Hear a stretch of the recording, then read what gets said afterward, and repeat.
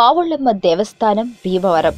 భీమవరం మావుళ్ళమ్మ విజయవాడ కనకదుర్గ తర్వాత అంతటి మహిమాన్వితమైన తల్లిగా కొలిచే దేవత. 9 దశాబ్దాల క్రిందట భీమవరంలో వెలసిన అమ్మవారు విపరీతమైన ప్రజాదరణ పొందుతూ శక్తి స్వరూపిణిగా విలసిల్లుతూ ఉంది. ఆమె విశిష్ట రూపం దేవతలలో మరెవరికీ కానరాదని అంటారు. చారిత్రక నేపథ్యాన్ని అనుసరించి మావుళ్ళమ్మ వారి చరిత్ర విశేషాలు ఈ విధంగా ఉన్నాయి.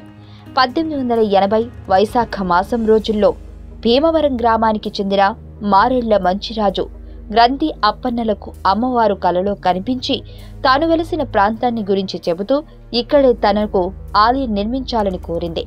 మరుసటి రోజున వారిరువురు ఆ ప్రాంతానికి వెతకగా అమ్మవారి విగ్రహం లభ్యమైంది. అటు నుండి వారు అక్కడొక పాక వేసి అమ్మవారిని అక్కడ నిలిపి ఉంచారు.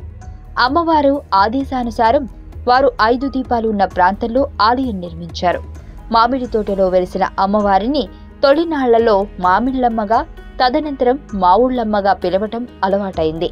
ప్రస్తుతం ఈ ఊరిలోని మేటుపల్లి వారి వీధిలో అమ్మవారి గరగలు భద్రపరిచేందుకు నిర్మించిన భవన ప్రాంతంలో ఉన్న వేప, రావి చెట్టు కలిసిన చోట అమ్మవారు వెలిసినట్లు స్థానికుల కథనము.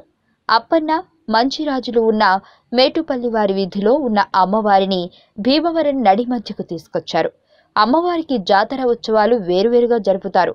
మొదట్లో అమ్మవారికి అర్చకుడిగా ఒక రజకుడు ఉండేవాడు. అందువలన రజక సంఘం ఆధ్వర్యంలో ఒకసారి పండ్ల, పూల వర్తక సంఘము వారి ఆధ్వర్యంలో ఓసారి ఉత్సవాలు జరుగుతాయి. 1910వ సంవత్సరంలో భీమవరాన్ని ముంచెత్తిన వరదల్లో అమ్మవారి విగ్రహం చాలా వరకు పాడైపోయింది. 1920లో కాళ్ల గ్రామానికి చెందిన శిల్పి తాతవోలు నాగభూషణాచార్యులు అమ్మవారి విగ్రహాన్ని మలిచారు.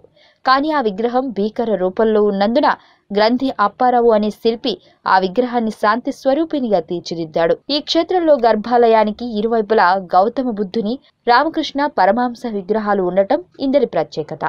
అమ్మవారి ఆలయానికి భక్తులు సమర్పించిన కానుకలు, చీరలు వంటి వాటి ద్వారా ప్రతి ఏటా 2 కోట్ల రూపాయలు ఆదాయం వస్తుంది.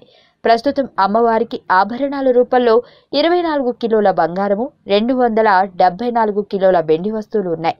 అమ్మవారికి 65 కిలోల బంగారంతో చీర ఆభరణాలు తయారు చేయించేందుకు సన్నాహాలు జరుగుతున్నాయి. దీనికి సుమారు 20 కోట్ల రూపాయలు ఖర్చవుతుందని అంచనా. మీకు తెలియని మరిన్ని రహస్యాలను తెలుసుకోవాలనుకుంటున్నారా? అయితే సబ్స్క్రైబ్ చేయండి రహస్యవాణి.